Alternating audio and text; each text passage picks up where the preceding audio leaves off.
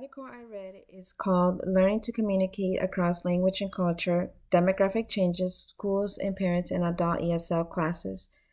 It explored participants' view in home and school communication in three Virginia communities undergoing demographic changes. The school districts in this region had an increased enrollment of English language learners and a shortage of ESL teachers and educators who spoke Spanish. With the rapid increase of ESL students, they had little time to prepare, causing communication challenges between educators and families who are not native English speakers. The article looked at the top three forms of communications used by schools and also talked about the challenges they face within each form. Homeschool communication can be a one-way or two-way communication, one-way being newsletters, websites, automated calls, mass emails, and formal school presentations. Two-way communication or face-to-face communication, such as teacher conferences, individual meetings with school staff, and home visits. With face-to-face communications, educators observed that parents' participation increased over time as they felt more comfortable. A principal noticed that immigrant parents were very reluctant to ask questions if they were around other parents whose first language is English.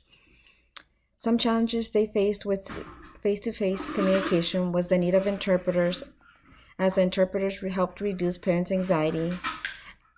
They also noticed that as adult ESL learners, parents were motivated to independently communicate, but communicated independently required additional time, patience, and practice.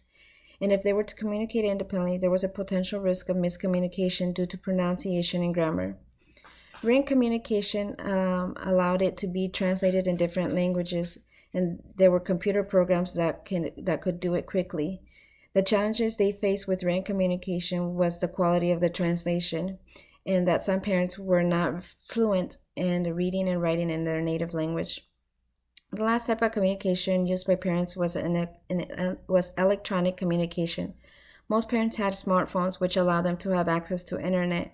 But the challenge they faced with electronic communication was that many did not know how to use a computer or navigate the internet.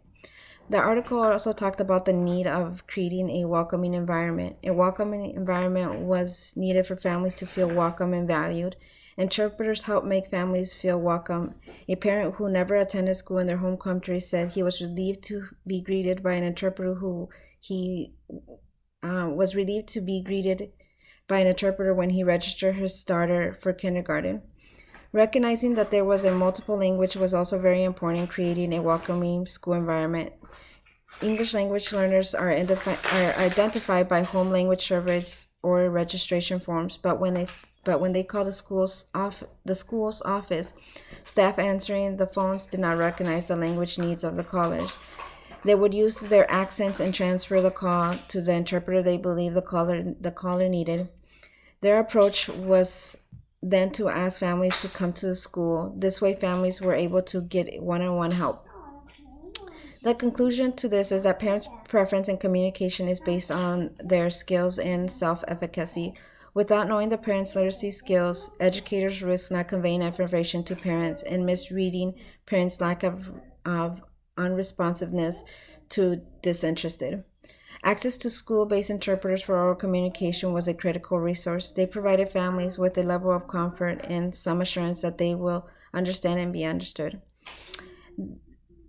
It also noted that additional time is needed for parents who are not native English speakers, as often they need more time to express themselves.